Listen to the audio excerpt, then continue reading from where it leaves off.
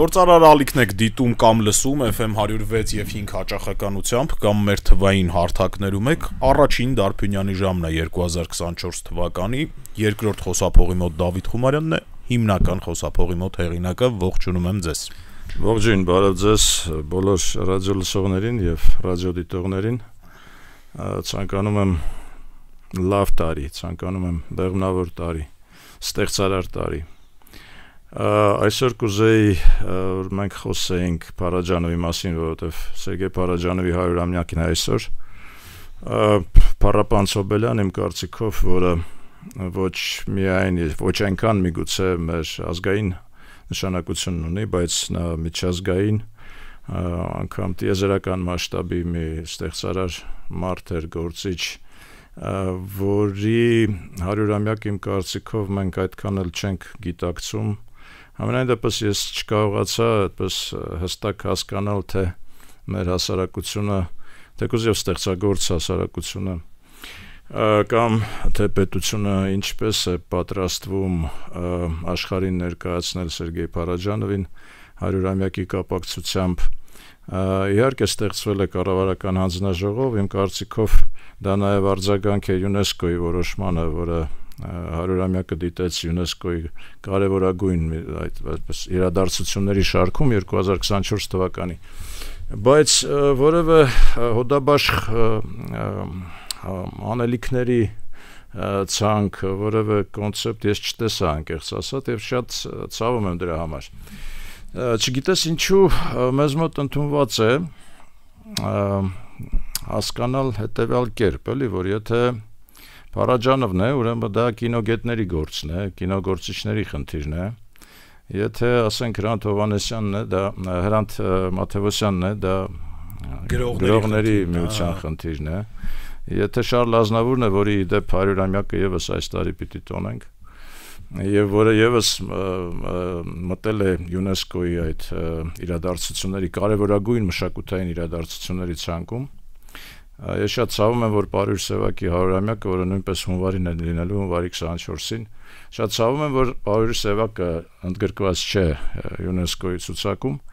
բայց դա նորից մեր մեղքն է, այսինքն մենք չենք կարողացել Սևակ մեծությանը ներկայացնել աշխարհին, շատերին չենք կարողացել ներկայացնել, բայց Սևակը ուղղակի 100-ամյակն է եւ դա այն հսկան էր, որին արժեր ներկայացնել աշխարհին ըստ պատշաճի։ Այո, այդպես է, այսինքն ընդունված է այդպես համարել, որ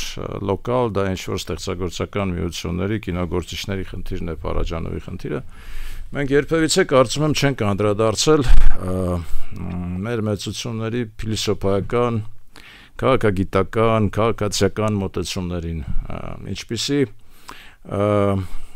արտացոլում կան նրանց կյանքի եւ ստեղծագործության մեջ դեպի քաղաքացիականություն, ինչպես են նրանք իրենց դրսևորել որպես անձնավորություններ տարբեր իրավիճակներում, ինչպիսի խորհուրդ կա նրանց կյանքի եւ գործունեության մեջ մեզ համար, ոչ միայն ստեղծագործական աշխատանքների, նաեւ իրենց վարվելակերպի, իրենց կյանքի, կենցաղի, իրենց մոտեցումների, ես կարծում եմ, որ հսկայական բաց կա այստեղ, էլի, ես ցավում եմ դրա համար։ Համենայն դեպս ես դիտարկել եմ եւ դիտարկում եմ մեր մեծերին ոչ միայն իրենց ստեղծագործական գագաթներով, այսպես ասած, եւ իրենց նվաճումներով, այլ նրանց քաղաքացիական, փիլիսոփայական մոտեցումներով, ինչպիսի արժեքների տեր էին այդ մարդիկ, ինչ էին քարոզում, ինչ են ուզեցել մեզ հաղորդել, մեզ եւ հաջորդ սերունդներին։ Այդ իմաստով իհարկե Փարաջանովի կերպարը խելահեղ կերպար է եւ շատ արժե որպեսզի մենք անդրադառնանք այդ կերպարին, նրա խորհուրդին, ինչպիսի խորհուրդ է նա հաղորդել մեզ եւ ինչ պիտի մենք տանենք մեզ այդ Փարաջանովական դեպի ապագա։ Իմ կարծիքով առաջին խորհրդանիշը դա իհարկե ազատասիրությունն է, ազատությունն է։ Նրա այդ խելահեղ ազատ կեցվածքը, որը իսկապես օրինակելի է, այսինքն օրինակ կարող է ծառայել ցանկացած մեկի համար, ով կուզենար իր ազատությունը դրսևորել։ Գիտեք, ես շատ հաճախ համեմատություն եմ անում նորածին երեխան իր այդ նորածնի ճիճը ազդանշում է նրա ազատությունը, այսինքն մարդը առաջին իր ճիչով ազդարարում է իր ազատ մուտքը ուրեմն այս աշխարհ։ Դրանից հետո այդ մարդը, այսինքն մենք սկսում ենք այդ մարդուն բարուրել, փաթաթել, սահմանափակել նրա ազատությունները տարբեր տեսակի գործողություններով, իհարկե ուրեմն լավագույն ձևը սահմանափակումների դա օրենքն է, օրենքի կատարումը, բայց կան նաև այլ սահմանափակումներ, հասարակական կարծիք, ավանդույթներ, սովորություններ եւ այլն։ Փարաջան այս ամեն ինչից վեր էր, այսինքն նրա համար դա գոյություն չուներ որևէ սահմանափակում եւ իհարկե դրանում իրեն օգնում էր իր ստեղծագործությունը, ստեղծարար լինելու, ստեղծարարությունը ընդհանրապես։ Ես կուզենամ ասել, որ երևի թե դրանում է գաղտնիք այն ազատության, որը մենք տեսնում ենք իր կյանքում ընդհանրապես իր դրսևորումներում, ոչ միայն իր ստեղծագործության մեջ։ Ես կարծում եմ, որ այդտեղ խորհուրդ կա նաև մեզ որպես ազգ, խորհուրդ այդ ազատությունը դրսևորել ստեղծարար կյանքի միջոցով, որովհետև մենք կարծես թե առանձնապես այլ հարստություն չունենք, մենք ենք ու մեր հողը, մենք ենք մեր սարերը, մենք ենք մեր հողերը։ Եթե մենք չկարողանանք դրսևորել ազատությունը մեր ստեղծարարության միջոցով, եթե մենք չկարողանանք դրսևորել մեր ազատ կամքի արտահայտությունը ստեղծարար կյանքով ամրապնդելու միջոցով, ես կարծում եմ, որ մենք չենք հաջողի։ Եվ սա այն խորհուրդն է, որը ես կուզեի, որպեսզի մենք վերցնենք Փարաջանովից։ Իհարկե մենք պարտավոր ենք նաև անպայման նրա կերպարին անդրադառնալ, նրա հակասիստեմիկ կերպարին, նա հակադրվում էր ցանկացած սիստեմավորման, հատկապես եթե խոսքը գնում էր գաղափարախոսական ինչ-որ սահմանափակումների, բնական է կոմունիստական կուսակցության դոմինանտի ներքո դա շատ ցայտուն էր արտահայտվում, բայց ես ուզում եմ ասել, որ հենց իսկական, իրական ստեղծագործ մարդու կերպարը հենց այդպիսին է, դա պիտի լինի հակասիստեմիկ։ Այդ իմաստով իհարկե ցավ եմ ապրում, երբ ես տեսնում եմ այսօրվա երեկվա ընդհանրապես մեր այս անկախ պետականության ժամանակաշրջանում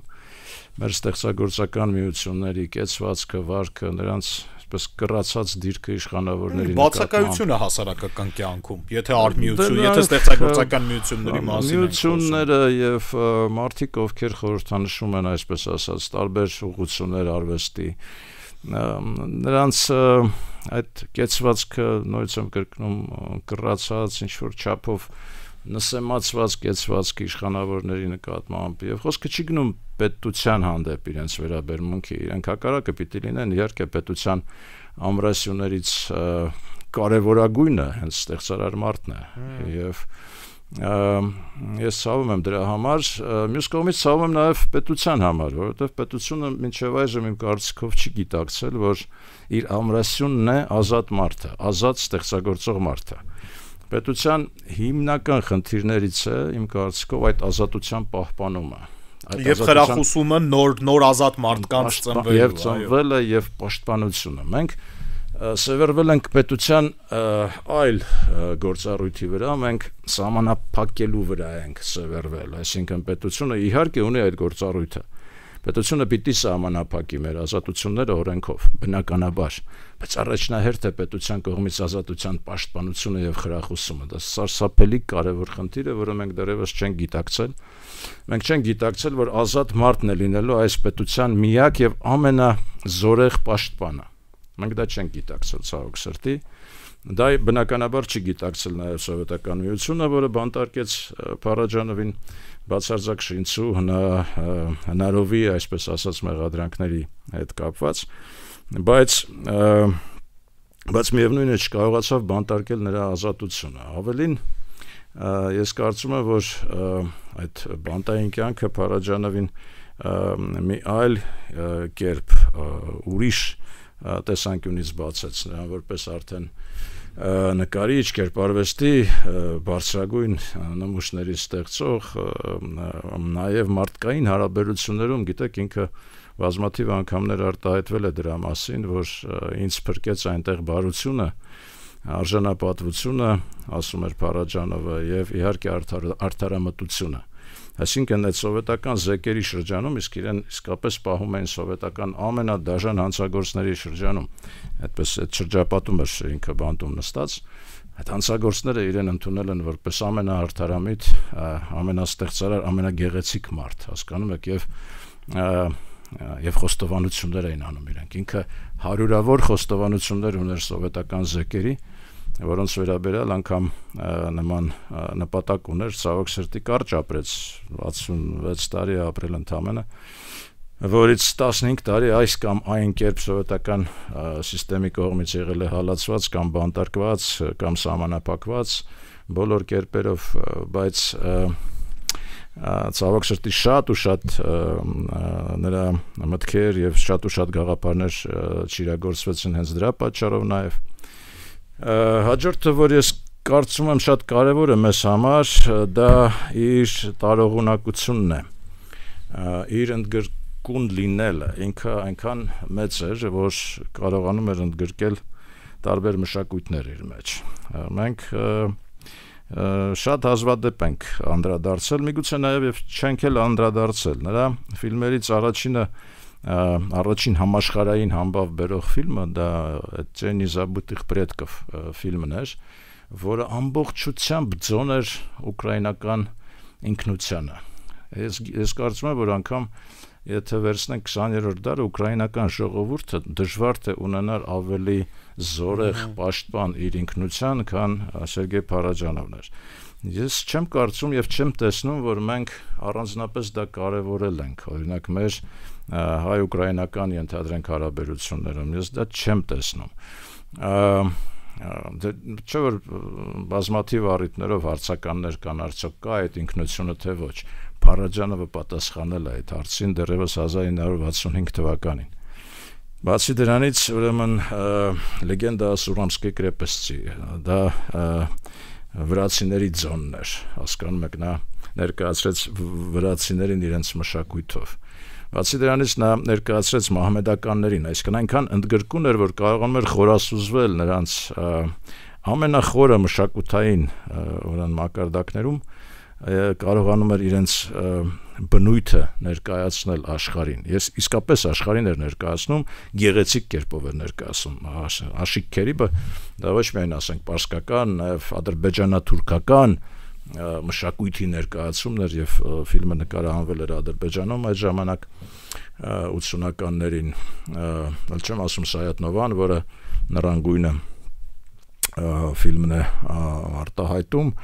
Փարաջանովը պատրաստվում էր նաև հանդգնում էր, այսպես ասած, ընդհանրապես հանդգնությունը նրա նույնպես շատ կարևոր հատկություններից մեկն էր, հանդգնում էր ռուսական էպոսը էկրանիզացնել Սլովա Պոլկու Իգորևի, ես ուղղակի պատկերացնում եմ ինչպիսի փառահեղ ձոն կլիներ դա ռուսական մշակույթի եւ ռուսական էպոսի։ Բայց ցավոք սրտի կյանքը կարճ տևեց եւ դրա պատճառն էր նաեւ այդ սովետական եւ կոմունիստական հալածանքները ցավոք սրտի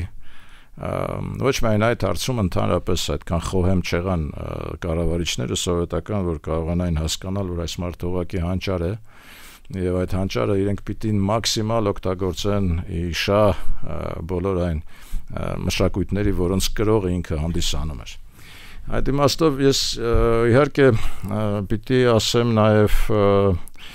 շնորհակալություն հայտնեմ նաև մեր բոլորի անունից, երևի թե 80-ականների վերջի մեր սովետական կառավարության որոշմանը, որ այդ տունը սարքեց, ստեղծեց եւ նվիրեց ըստ էության Հայաստանին եւ աշխարհին Փարաջանովի տուն-թանգարանը։ Փարաջանովը առանձնապես մեծ կապեր Երևանի կամ Հայաստանի հետ չի ունեցել, ծնվել մեծացել է Թիֆլիսում, այնուհետև ստեղծագործական իր կյանքը ընդհանրապես համարվում է փառահեղ ուկրաինական ռեժիսոր, հասկանում եք, ստեղծագործական կյանքը անցկացրել է Դովժենկոյի եւ Սավչենկոյի գլխավորությամբ, ուկրաինական երկու հսկաների գլխավորությամբ եւ ուսումն առել եւ հետո աշխատել ուկրաինական ստուդիայում, Վրաստանում է իհարկե բնականաբար հայրական տունը եղել, գիտեք, ես նաեւ Սոֆի Կոչիավերից ինչ-որ մի հատված տեսա, որը պատմում էր, թե ինչպես ուրեմն երբ դատարանում լսվում էր հերթական գործը, իմիջիայլոց ամենադաժան կերպով Փարաջանովին դատապարտել են հենց Ուկրաինայում, բայց Վրաստանում Շևարդնաձեի ներգործությամբ կարողացել են նրան փրկել, որ դա չնստի բան, այլ բանից դատարանի դահլիճից հանել են դուրս, Սոֆի Կոչիավերին հենց դատարանի դահլիճ մասրախր դուք ով եք, որ Փարաջանովին դատեք, դուք ով եք, դատավորներին է դիմել սովետական, հասկանում եք, եւ ես ցավ եմ ապրում անկեղծ ասած, որ մենք այդ ծննդով, ծագումով հայ խոշորագույն արվեստագետին չենք կարողացել աշխարհին ներկայացնել։ Հիմա եթե փորձեք փնտրել համացանցում ինչ կա Փարաջանովի մասին, ռուսալեզու շատ լավ մի ֆիլմ կա, որը Նաստայաշ Եվրեմը հեռուստաընկերությունն է նկարահանել մի քանի տարի առաջ, վրացալեզու մի շատ լավ ֆիլմ կա, որտեղ Էլդար Շենգելայան, Գիա Կանչելին, Լանա Գոգոբերիձեն փառահեղ վրացական արվեստի ներկայացուցիչները ներկայացնում են Փարաջանովին եւ իրենց հիշողությունները, ես չտեսա, ես չեմ տեսնում որևէ հայկական ուրեմն պրոդուկտ, որը կոչված լիներ աշխարհին ներկայացնել Փարաջանովին։ Այստեղ հարցը ոչ միայն հայալեզուի մասին է, հարցը նա մասին է, որ մենք աշխարհին իրենց լեզուներով ներկայացնենք Փարաջանովին։ Մեզ մեր ներքին հասարակության մեջ կարողացանք, թե չէ, ոնց է։ Չենք կարողացել, դա մեր մոտ էլ, այսինքն չէ, դա էլ չենք կարողացել։ Լավագույնը ինչ, մասսայական, հա, դիտողը տեսել է, հավանաբար այդ նրան գույնն է ու վերջ։ Դե տեսեք, այսինքն մեր կոմպլեքսավորվածությունը, այդ օրինակ ասենք ուկրաինական թեմատիկան, ես օրինակ չեմ հիշում, որ մեր հեռուստատեսությունը ցույց տար առանձնապես այդ ֆիլմը, Ձենի Զաբытых предков, դա փառահեղ ֆիլմ է, շքեղագույն ֆիլմ է ուղղակի,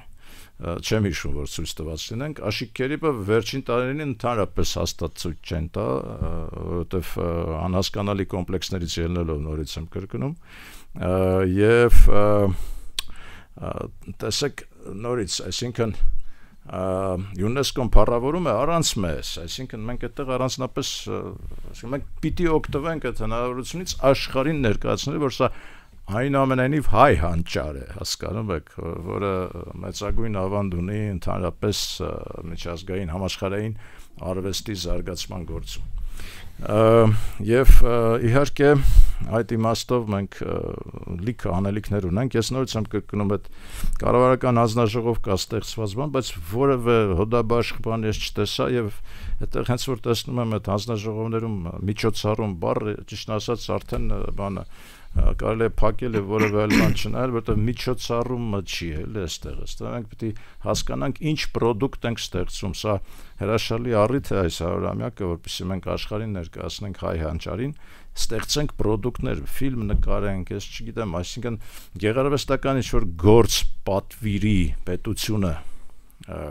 վերջապես եւ պետությունը վերջապես տեր կանգնի իր հսկաներին, նույն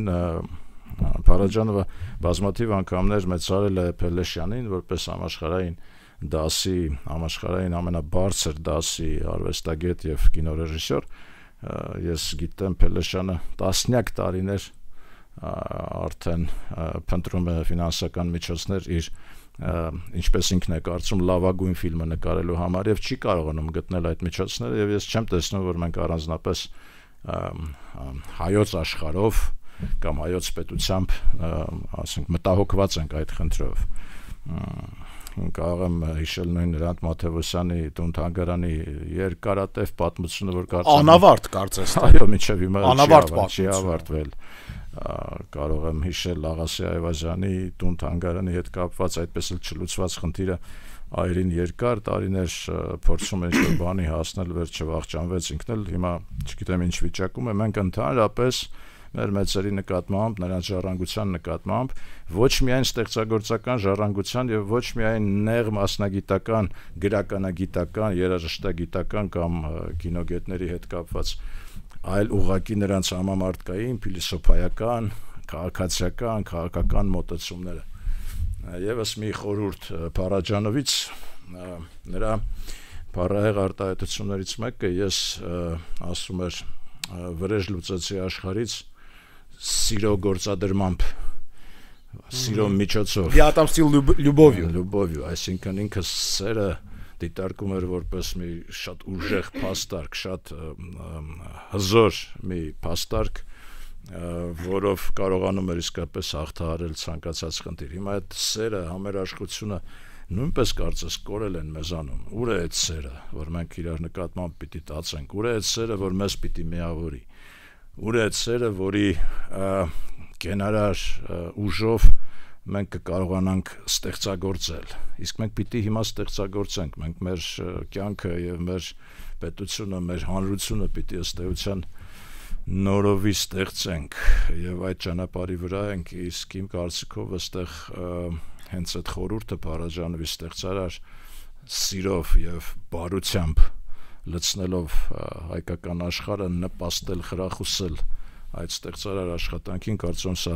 լավագույն խորհուրդն է, որ մենք կարող ենք վերցնել եւ ղեկավարվել դրանով եւ կոչ կանեի իհարկե նաեւ մեր պետական այրերին, որ այդ միջոցառումները վերջ տան, միջոցառումներ բան հավաքվում են, ասենք ինչ որ միտեղ ծափ են տալիս բան մի անգամ են էլ չգիտեմ սահմանափակ նեղ կազմով ես օրինակ երբեք չեմ ստանում նման հրավերքներ բայց դա անելիք չի ստեղծեք պրոդուկտ ստեղծեք մի բան որը կարողանաք աշխարհին ներկայացնել որպես հայ հանճարի դրսևորում եւ նման կերպ աշխարհին մենք ներկայանանք որպես հզոր այլ ամենայնիվ եթե խոսենք կինոյի մասին մենք երկու հսկա ենք տվել համաշխարհային մեծություն որոնք արդեն ընդունվել են աշխարհի կողմից անկախ մեր վերաբերմունքից մենք կարող ենք մեր այս ապաշնորհությամբ իրենց կարող ենք անգամ մոռանալ բայց աշխարհը արդեն իրենց ֆիքսել է որպես մեծություններ հա նույն Փարաջանովին եւ Փելեշյանին սա է խորհուրդը ես կուզեի անպայման անդրադառնալ այսօր, որովհետև համարում եմ, որ իրավունք չունենք մենք սա չկարևորելու։ Դեռ մի փոքր ժամանակ ունենք, մի հարց քննարկենք։ Արդյոք տենց մարդիկ բաց հասարակություններում ծնվում են։ Այսինքն ակնհայտ է, որ այս մարդը փակ հասարակության պրոդուկտ էր, արդյունք էր։ Չէ, ազատ երկրում տենց մարդկանց կարիք էլ չի լինում երևի։ Չէ, խելահեղ մարդկանց խելահեղությունը ընդհանրապես դա մի հրաշալի բան է, խելահեղները աշխարհ են առաջ տանում,